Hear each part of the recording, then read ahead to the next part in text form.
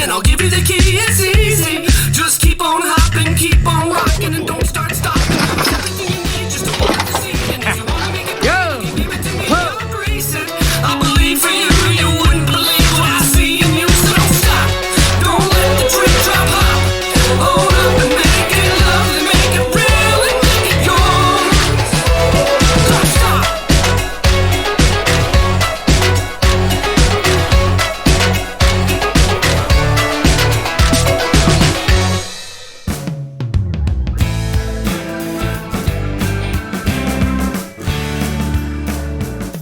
All right, Catherine, I'm excited to have you joining me on the show today. I have talked about blood glucose regularly in the past, but I haven't touched on it for a while.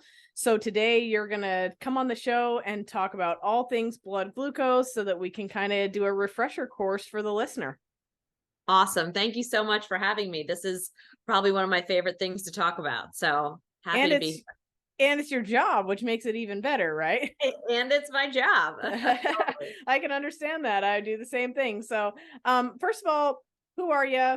What do you do? What got you sitting here talking to me? Totally. So I'm a registered dietitian, nutritionist, and I've been working at Nutrisense for about a little over 2 years now. This is actually a second career for me. So I used to work in finance, doing all sorts of, crazy financial things.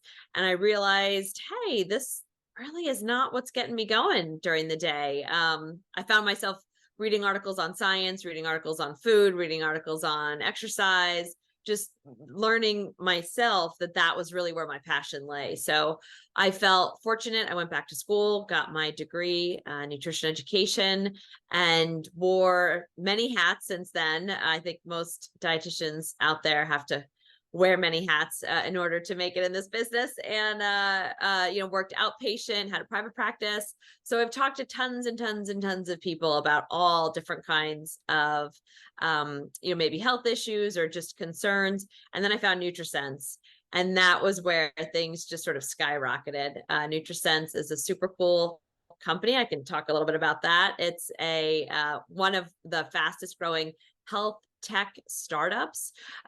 What we provide is an app-based experience using a continuous glucose monitor, as well as a month of dietitian support. So we really kind of come at it in multiple different ways to really help everyone optimize their health. I love this. And this is a really interesting space that you're coming from, because I find dietitians are one of the broadest spectrum of people I talk to, because you've got the total allopathic Western dietitians, and then you have the more functional based, prevention based dietitians, and they kind of bang heads sometimes. So that puts you in an interesting space. It really does. I mean, so many of the dietitians, when they come to Nutrisense, they're like, what?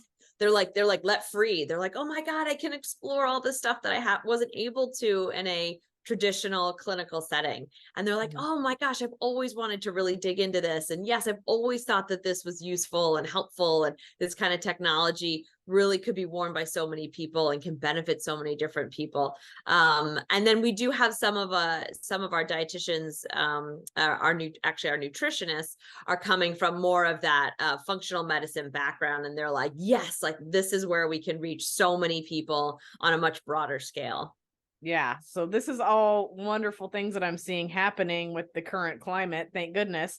But let's dive into, so let's just start from the very basics for people that might be new here, because if people have been listening to me for a while, they know about these things. They've probably even consulted with me, who knows, right? So let's start with the basics. What is blood glucose? Why is it important? And why do we need to be paying attention to what's going on with it? Absolutely. I think that's like one of the biggest questions. People are like, I'm not diabetic. Why would I do this? Like, what, and it's like, okay, there's a total reason for why we want to do this. But in a basic understanding of it, blood glucose is the amount of glucose, which is the simplest form of a carbohydrate, and it's floating around in your blood, right? So what happens is we take in carbohydrates, all different kinds of carbohydrates, and the body essentially breaks it down into that most basic building block of glucose. And then the glucose, after it goes, has been broken down, it goes into your bloodstream and it floats around. And the body really loves glucose. The brain loves glucose, right? So we want to use it. It's one of our main sources of energy. It's really fantastic. And so what we need to do in order to get that glucose into your cell, in order to use it for energy, we need insulin. So some people get really confused. They're like, am I looking at insulin with this thing? Like, oh, what is insulin? And we have to explain insulin's a hormone. It's produced in your pancreas. And insulin and glucose, we really want to keep those two in balance, right? The amount of glucose that comes in, your body says, I'm smelling some glucose. And so the body will produce insulin, and you hope that they match up, right? So that the insulin, we compare to, lock and key kind of situation. The insulin is the key that unlocks the cell and allows the glucose to go in to be used, right? That's when everything is working as it should be working. And that's really what we're trying to optimize. And what we're finding is that many people don't have that system working as well as it should be, but we don't find out until it's far too late. So this is really a preventative kind of thing. And that's really probably what your audience is all about, right? We want to prevent things, we want to prevent the diagnosis that's going to happen in 20 years by taking steps right now to make sure that we optimize our longevity, that we're feeling great, that our bodies are performing in the best way possible. Absolutely. And I kind of explain this, like people are like, oh, well, my blood sugar is okay, or the doctor did my A1C and that's okay. I'm not in any diabetes or pre-diabetes, so I'm fine. And I'm like, well, listen, though, there is a preventative take on this. And if you're checking things such as insulin and frequently monitoring your blood sugar, pre and postprandial, which is before and after meals, then you can actually really hack your system and get the best out of your health before anything goes wrong. Right. Right. And, when a lot of people are like, well, I got, I saw my doctor 6 months ago at my physical, everything was fine. Everything was within normal limits. My doctor said there's no problem. I always say, okay, well, that's you on a Tuesday morning. What about every other day? And for women, where are you in your cycle? Like there's so many factors that a one point in time lab draw does not capture at all. And, even if you're taking a bunch of finger sticks for like a week, there's only so many finger sticks you could take, to sort of draw the points together on a graph, right? Seeing it on a continuous basis is really fascinating. And you can pick up on trends that you might not even realize are happening. I like to compare the CGM to a window inside your body. I'm like, who doesn't want to see what's happening inside your body? Everyone should want to know what's going on in your body. You should want to know what happens when you work out, or when you have a terrible night's sleep, or when you're stressed or something. It's super cool.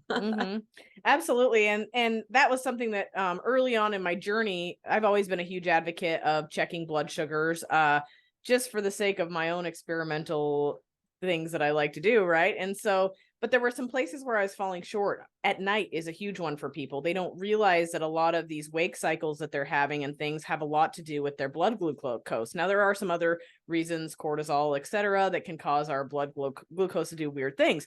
But you can't see that. You're not going to wake up in the middle of the night and prick your finger and be like, oh, okay, yeah, I went low, or I went high. Like, you're not going to know these things, right? So for me, that was like the complete kicker on getting to learn more about my body. And then secondarily, at the time, I was experimenting with the keto diet and I was cycling, and I was noticing that if I would get to a certain place, I would have some sugar troubles. And I started paying attention to that with a CGM. And when I was wearing it, I noticed that if I would get over a certain heart rate, I was now in a more glycolytic state. And so my body was actually making sugar for itself to use for energy, even though I wasn't consuming it, sugar. So it was really, really interesting to see the different patterns and what my body did to counterbalance whatever I was doing. And that is where one of these can be instrumental in understanding your body, because yeah, you're right. A finger prick only goes so far. Is it better than nothing? Absolutely. I encourage people to do it, but there are better ways too, where you can really dive into the nitty gritty of everything.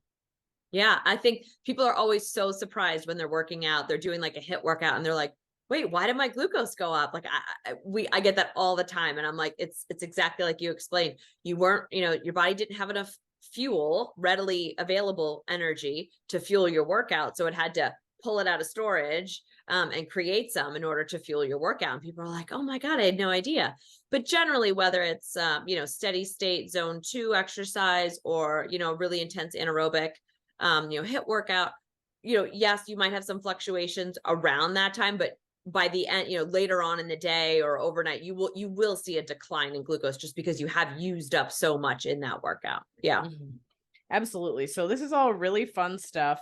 So what do healthy blood glucose levels look like? Oh, there's no perfect. I want to start by saying there's no ideal glucose pattern that we expect everyone to achieve, right? And so that's a big thing too. We get when people come in to the program that have a really high health knowledge or, are really kind of keyed into this. They're like, well, what am I looking for? What's my goal? What am I aiming for? And we like to remind people, listen, it's an N=1 experiment. This is you and your life and your body. So we're trying to find what's best for you. We're not trying to fit you into someone else's life and someone else's meal plan or exercise plan, right? Mm-hmm. So to say that, but we do have parameters that we like to see. So we like to think of a range, and we measure, time within range, which is between 70 and 140, right? So typically, and again, this can be adjusted depending on whoever they are and what they're coming to us with. But generally it's 70 to 140, and we want your glucose to fluctuate in between then.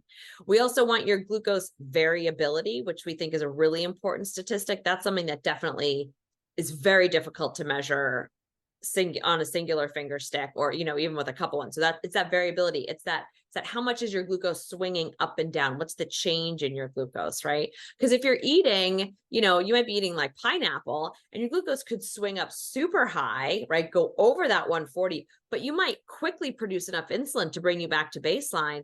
And if you were just taking a finger stick before and a finger stick after, you might think, oh, no change. Everything's fine. Meanwhile, in between that, you've had this huge swing, right? So that's what this is really great in measuring, is that it can see how much are you swinging up and down in your glucose variability. And we want to keep that on the lower, I always like to say gentle ocean waves, not big tsunamis or, huge crashes.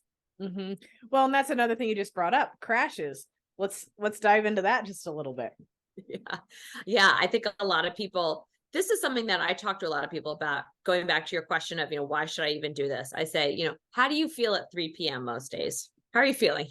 You feeling ready to go? Or are you crashing? Are you really exhausted? How do you feel in the morning? Are you just, is it a struggle to get out of bed in the morning? So a lot of times what we'll see is that by taking better control of your glucose, by having better glucose management, your energy levels are steadier, you feel better, you don't have these wild swings and these awful crashes. So a lot of times the crashes can happen, what we call as reactive hypoglycemia. That's when you might have a huge influx of sugar in a meal. So say, it's lunchtime, you have a soda, you have maybe some fries, you have, something like a sandwich, a burger, something like that, right? A huge influx of glucose, and your body overcompensates and produces more insulin than you need. So basically your glucose starts out at a baseline, swings up really high, your body senses that swing, produces too much insulin, and you crash down below where you started. That's when you feel, sometimes people feel fatigue, they feel, brain fog, dizziness. Some people even feel nauseous, they feel shaky. Then that perpetuates it, and you reach for another, cup of coffee, you reach for another soda, you reach for another snack because you're like, oh, I have this low blood sugar. And there you are, starting the cycle all over again. Mm-hmm. I feel like naturally people's bodies with these swings, they start craving things too, right? Those things that get you that instant blood glucose spike so that you can get back to that baseline.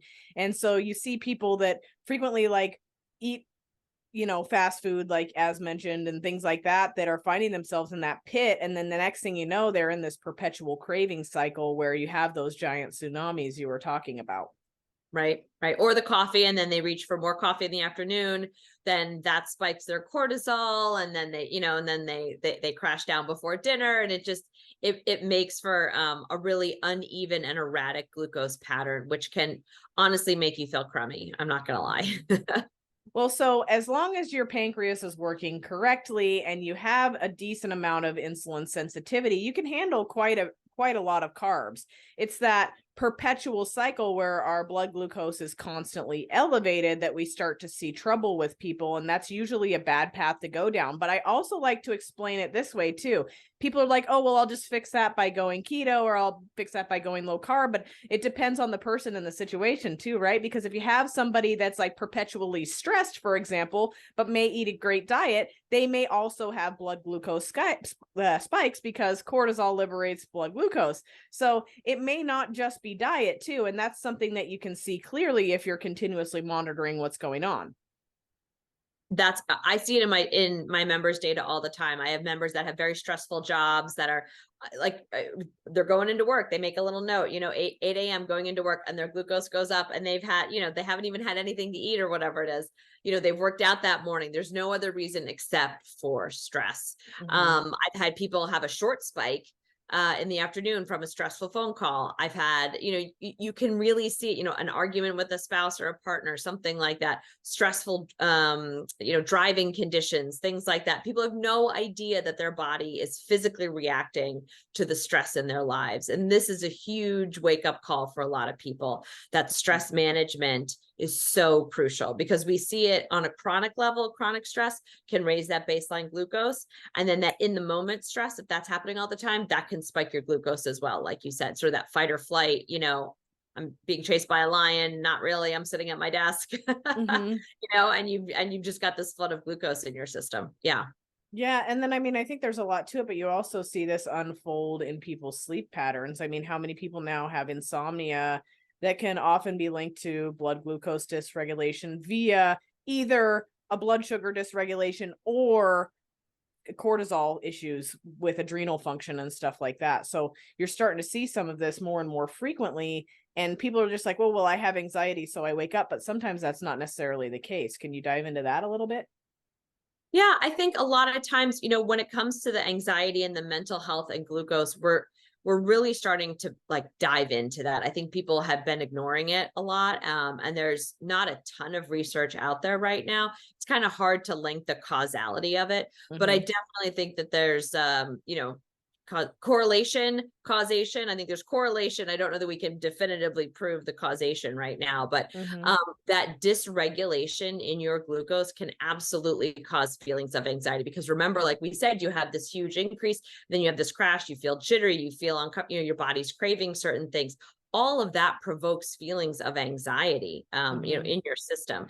And so then you're having brain fog. And if you're not properly fueling your body and you're just continuing to pump to pump glucose in and then pump out the insulin, you're not fueling it in the way that your brain and your body needs. So it's super important. And we are seeing that, there is a link between the two, and that when you do regulate your glucose, that so many more of your mental health issues can be mitigated from it. So I guess I want to know, what are some things that are caused by high blood glucose? I don't know why I can't say that today. I'm having issues with a tongue twister, apparently.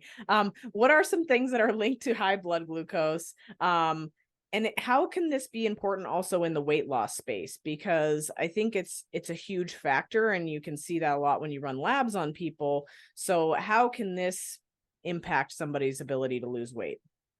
Yeah. Well, first, there's the chronic disease element of chronically high fasting or chronically high blood glucose, whether it's fasting or not. We see that there's an increased risk for atherosclerosis, increased risk for cancer, increased risk for dyslipidemia, so many of those chronic diseases. And when you look at metabolic health and metabolic, the five signs of metabolic dysregulation, blood glucose is one of the five, right? Waist circumference, LDL, HDL, all of the triglycerides, and glucose is one of them. And frankly, I think it should be one of the most important ones that people are measuring for that metabolic syndrome. So that's kind of on the chronic level, and we can go into it. The high glucose can lead to inflammation. That can also lead to glycation of the LDL particles, which can then lead to, over time, atherosclerosis, right? So we definitely want to mitigate that in terms of those longer term chronic disease risks. And then when it comes to weight loss, I think it's so interesting to see that people are using this tool for that, because I think it's a really powerful tool for weight loss. Some people think it's like, a silver bullet. It's like, oh, all of a sudden I'm going to realize something, but it's more over time. It can be used as an accountability tool, of course. But I think it can highlight those areas where it's not just about calorie counting, right? That's not what we're doing here. That's not what looking at this. This is about making better choices. This is about emphasizing protein. This is about looking at fiber, looking at healthy fats. These are all the things that you can do to mitigate a spike that can also help increase your satiety, that can help you manage your cravings, that can help increase your energy levels, that can reduce your inflammation. All of these things help lead you to weight loss, right? We are not about putting someone on a ketogenic diet. If you want to be on one, that's completely fine. We're sort of diet agnostic. It doesn't really matter what you're doing. We will help you. But it's important to know what's going on in your body. Just because someone else is a vegan, doing this doesn't mean that that's necessarily the best thing for your body to be following. And that's why the CGM is so great for that. I think there's so many aha moments, like, aha, sushi. I thought this was so helpful. I actually end up spiking my glucose and I feel like garbage afterwards, right? Alcohol can be a really eye opener for a lot of people by using the CGM. They think, oh, it's fine to drink and I'm having this and that. And they don't realize what they're eating afterwards or what it's doing to their glucose that then is perpetuating them to have a snack or, to overeat later on at night or to disrupt their sleep later on at night. So it's all these aha moments that can help people that are, perhaps in a weight loss plateau, they're in a rut and they're like, wait a minute, I didn't realize what was actually going on. And then they can make the behavior changes to help get them outside that rut. Yeah, I think the education piece is huge as far as that goes, because you start to learn, if I eat just an apple, maybe my glucose goes up. I mean, it's variable per person, right? But if I eat just an apple, maybe my glucose goes up. But if I pair it with the fat, like peanut butter, it stays really solid, and you start learning how to pair and manipulate things so that you're able to keep a better baseline without those giant swings. Right. And then you're reducing your cravings, you're fueling your body, and it's motivating. It's like instantaneous positive feedback. You're like, oh my gosh, I think so much with weight loss is like, oh, I'm just waiting around. Like when am I going to see some results? And it's like, I think that you can get this positive reinforcement from making really healthy meal choices and movement choices and stress, ways to manage your stress, that all of a sudden people are like, oh, I just feel so much better. Even if the scale might not be reflecting it right away, you're getting that positive reinforcement of healthy behaviors that eventually will lead to weight loss. Well, and more balanced glucose, as you said, leads to less inflammation. It decreases all sorts of other things that also contribute to the inability to lose weight. So over time, if you start to level all these things out, then you are going to see dividends paid later in your weight loss journey. Right. And I also, especially with women, I also really emphasize the importance of strength training with them. And it's not about just, getting on the elliptical for 3 hours a day. It's really important to build that lean body mass so that you have storage for glucose and that therefore you will have improved body composition. And sometimes it's not even about losing weight or the number on the scale, right? It's just about feeling strong, looking strong, feeling energized, like your body is moving again and feeling really good again. Sometimes that's even more important than the weight loss number, right? And so I really like to emphasize that with people, is that it's like, sure, we could count calories, sure, we can count macros, but let's focus on things we can add. Like, let's add in some strength training. Let's add in heavier weights. Let's really make some difference here. And people feel so much better when they start to do that. Absolutely. And that's definitely my wheelhouse. People have heard me preach it a million times because that's what I do. But, getting that muscle density so you have the place to put the glucose, right? Like you said, is very important. You don't get that out of cardio. Another thing I find, especially in women now, is that they're under chronic stress. They start doing cardio that's actually more stressful to their system, and it's causing more dysregulation. So there's a certain amount that's great, but what's being done as the traditional health and weight loss standard that we think we need is oftentimes being overdone. Right. Absolutely. And it's so important. I think women need to hear it over and over and over again, right? Lifting weights, isn't going to make you heavier, bulkier, anything like that. You will feel so much better the more muscle you have. Absolutely. I've been trying to be bulky for like 10 years now. It's not working, you know, like I know enhanced people that are trying to get bulky and they're still not there. So it doesn't happen easy. That's for darn sure. But yeah, I mean, I think that strength training is huge actually on a bone density level as well. I mean, that's not blood glucose related necessarily, but there's so many people that are having to be put on medications and things for osteoporosis and stuff. And I'm seeing more and more frequently now that medical professionals are actually prescribing strength training versus medications, which is a really awesome thing to see. Yeah, absolutely. It's all that functional movement, right? I mean, you want to be able to get up off the ground. You want to be able to lift up something heavy. I mean, those are those markers of longevity, you know, like your grip strength, things like that. Those are the markers of those who will live to 100 versus those who won't. So let's talk athletic performance then. What are some ways that we can use this as a tool for athletic performance? Yeah, we get a ton of athletes, either just, you know, people that want to optimize their CrossFit or, you know, someone who's training for their first 5K or 10K, whatever it is, up to major endurance athletes, people that are running marathons. And a lot of times, you know, some people are really keyed into their nutrition. They've done a ton of experiments. They kind of know what's going on. But I think a lot of times with athletes, they're sort of going by a prescription or going by a recommendation and not really listening to their body. And so I think what you can see in the CGM data is like, okay, you can overlay your workouts with your glucose data and obviously log in your meals. So you can say, okay, this is how I did using, you know, an energy gel at hour 1, energy gel hour 2, right? This is how I did having dates and an applesauce, you know, hour 1, hour 2. Like, you know, you can change up the way that you're fueling and you can see how your body's responding to it. Plus, you can mentally note, like, I finished stronger, you know, on that run and I was, you know, dead after that cycling thing, you know, whatever the exercise is. Also, you can work with your nutritionist to really help fuel you beforehand. You know, do you have time? Are you working out fasted or fed? That's sort of that's the first starter. You know, are you working out in the morning or the afternoon? What's your schedule like? What do you have time for?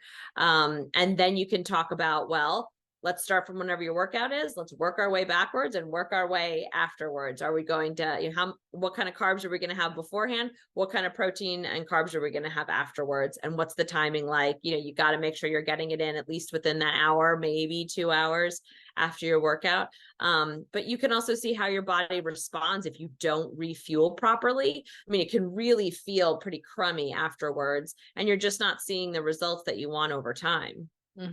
Yeah, and I think this individualized thing is a huge thing to put in here because, like you said, it is easy. I mean, I know as a coach, I'm guessing all the time, right? And you're having to get good feedback. But when you have hardcore data saying, hey, yeah, you did bonk out during this workout, or hey, your blood glucose was in the 70s and 60s while you were trying to be a bodybuilder at the gym, all of these things are not aligned. It might be aligned for the Gen Pop person that's going in, but say you're working with an elite athlete, you need to know that you are getting that nutrient partitioning and that it's happening correctly. And if they're having issues during their workout, you know, you have to make changes. So it gives you a lot of data in order to individualize care for people. Absolutely. And you can overlay it like, you know, how did you sleep last night? Like, where did we come in? What was your baseline, you know, coming into this workout? How is your stress levels? Like, what happened before your workout? You know, do you have any injuries? Do you have any inflammation going on in your system? Are you sick? You know, all those kinds of things. We can kind of see that in your glucose. Like, why are you 10 points higher today than you were yesterday? Like, what's happening? You know, and that's where you can start to see those trends. And specifically with female athletes too, you know, where are you in your cycle? Because that will depend on, you know, how sensitive you are to glucose and to insulin, depending on if you're at the beginning or the end of your cycle. So all of that plays a factor. It's really so personalized. So lots of great talking points here. What are some other things that we need to know about blood glucose that are important things that people or the average person maybe can do to optimize it? Yeah, I think my really cheesy line that my husband always like rolls his eyes at is, I always tell people, I say, after you eat, move your feet. So if you are not a huge athlete, maybe you're recovering from an injury or you're just getting started, just move more. After you eat, get up and walk around, go do chores, walk around the block, grab your dog, grab your partner, whatever it is, grab your, your friend. And instead of meeting for a glass of wine, go walk, get up and walk around and move. Your body will use up the incoming glucose that you have. If you have a desk job, get up after lunch and walk around for 10 minutes, walk the stairs, whatever it is. You will have much better glucose control. You will feel better. You will have more energy. You will have sustained hunger and satiety levels. You will do so much better. So that's my free tip. That's what anyone can do no matter where you are, right? And I think the other thing is, with the summer months, hydration is really key. I think obviously people talk about it all the time, but it's something just always to hammer home. We can see an elevated glucose with even mild dehydration. So some people are doing saunas, they're doing some sort of heat elements and stuff like that, that we really want to make sure that you're properly rehydrating your body afterwards. Depending on where you live, it can be, if you're in Texas, it's brutally hot right now. And that's the other thing, right? Some people it's like, you think it's so simple, but you fall off the wagon with your hydration. It's super important. Yeah. And I explain this and stress and everything. It's like a bucket, right? So maybe you have some insulin sensitivity issues going on. Maybe you are dehydrated. Maybe you haven't had a lot of sleep, and all these things can culminate into something bigger. Yeah, absolutely. And I think the stress piece is really huge, like you touched on. Where we are in the world today, no, I mean, rarely do I ever hear anyone say like, no stress, things are great. It's difficult. We are all handling a lot right now. And if you can take some time to institute any kind of, stress relief, again, exercise is a huge stress relief. So is breathing. So is, maybe some meditation, if that's your thing, or again, just getting proper sleep. You will help yourself so much in the long run, as opposed to letting that get out of control.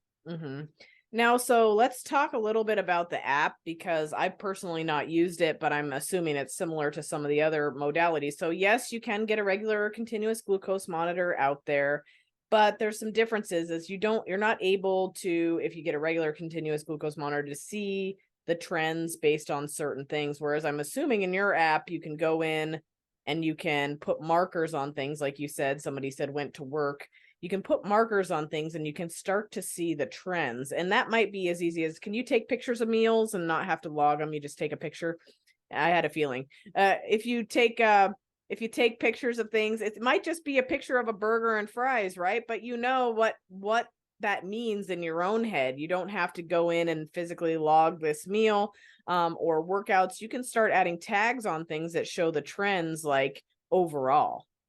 Yep. And it pulls in your data from your Apple Watch or, whatever wearables that you have going on. So again, all that data gets overlaid your glucose numbers. So it's fascinating. As much as people can add into it, they can really see what's going on. And it's really interesting over time. So yes. So our app, you download the data is stored on the glucose monitor. You scan it to our app, and it downloads, and we slice and dice it. 17 ways to Sunday. You can see your variability from the past 2 days. You can see your variability from the past 2 months. You can, see what your average glucose is. We do a morning average, which is our sort of facsimile of a fasting glucose. We have a sleep average, so you can see how you're sleeping at night. We give daily scores. We give meal scores. It's so fascinating to see all the data. We also just have our own, education. You can just kind of learn on your own within the app.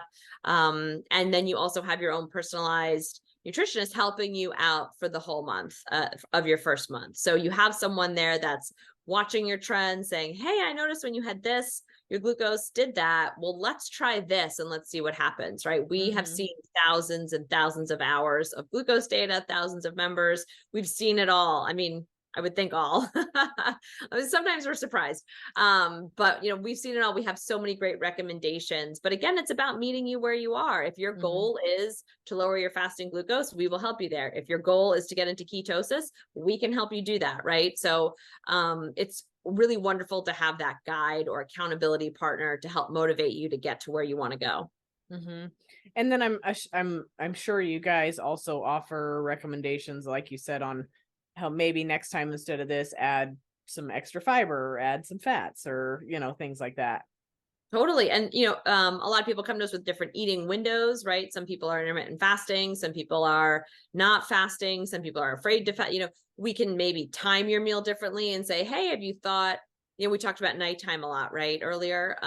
And what we find is that we are all less sensitive to insulin at night, right? It's just harder for all of us to process carbohydrates at night. Doesn't mean you can't have carbohydrates, but it's just how can we optimize that? Can you eat your dinner an hour earlier? Could you maybe have fewer carbs at night and really load them earlier in the day when you're going to have more activity and your body's going to be able to handle it better, right? We can see all of that. We can make those little tips and tricks and offerings and say, okay, instead of having dessert at 9 o'clock, why don't you give yourself a treat and have dessert after lunch, right? If that's when you want to have it, your body will handle it better. Are there any other ways or any things that you see that blood glucose can improve your health? Any other ways it can improve your health? Like other ways that we can optimize it, like some like other ways that improving your blood glucose can help with your health journey. Yeah. I think it just depends on where you're coming from. I think a lot of women come from, maybe a PCOS or like a hormonal aspect, and there's some dysregulation there.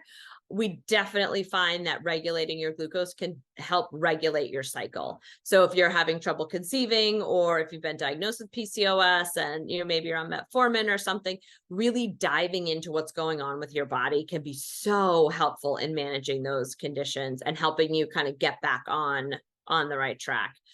We have people that come to us with autoimmune issues, with GI issues, thyroid issues, all kinds of stuff. And when you can learn what's optimal for your body in terms of intake and stress, and maybe you want to go gluten-free for a little bit, you can see how your body can quiet down or flare up depending on what's going on. Again, I like to compare it to a window, right? Like you can see, again, if you've been given a diagnosis and you're like, well, wait, I need to learn more about this. This is a great way for you to see what's happening inside of you and to test things out, right? To really test out, well, if I add this or if I take away that, how do I feel? I love that. So I guess if there was one thing that you could leave people with on this podcast, what would it be? Oh my gosh. That it's never too late. It's never too late to prevent disease and to optimize your health. It doesn't matter where you are in your journey, in your life. It's never too late to make a change, even if it's a small one, right? Even if it's just getting 1 extra hour of sleep, it's never too late to make those changes. Anyone can do it. It doesn't have to be anything dramatic, but you can make changes to better your health. Well, and I agree with that. I'm kind of the preacher of that, right? There's so many fitness people that want to sell you these crazy programs, when if you're just doing all sorts of things, just eliminating 1 or 2 things at a time and mastering those skills first and then moving forward is a great way to do things, rather than to dive in head first into something crazy and then feel unsuccessful when you can't maintain it, right? I know, totally. So if people want to look more into you and what you do, how do they find you? Yeah. So I always joke, if you just say Nutrisense 3 times near your phone, it'll just start pinging you with all our ads. It's everyone's listening. But yes, you can find us on all the social media platforms, Instagram at Nutrisense.io. You can find us on the web at www.nutrisense.io. And what I will say is, come check out our website. If you're on the fence, if you're like, oh, I'm not totally sure how this would be applicable to me, or if I could really benefit from it, we have an amazing blog. We call it The Journal. And there's so many wonderful research-based, we are evidence-based nerds there. Nothing, everything has to have a reason why. And it's a really great bite-sized way to say, oh, okay, weight loss. And we have a whole section on weight loss. We have a gorgeous ebook on weight loss plateaus that you can download for free. And you can really see how a CGM can apply to you and help benefit your lifestyle. I love that. Well, I will make sure and put all your guys' stuff in the notes as well, so people can look more into you. And I really appreciate you spending a couple minutes with me today to talk about blood glucose. Thank you so much, Connie. I appreciate it. It was super fun.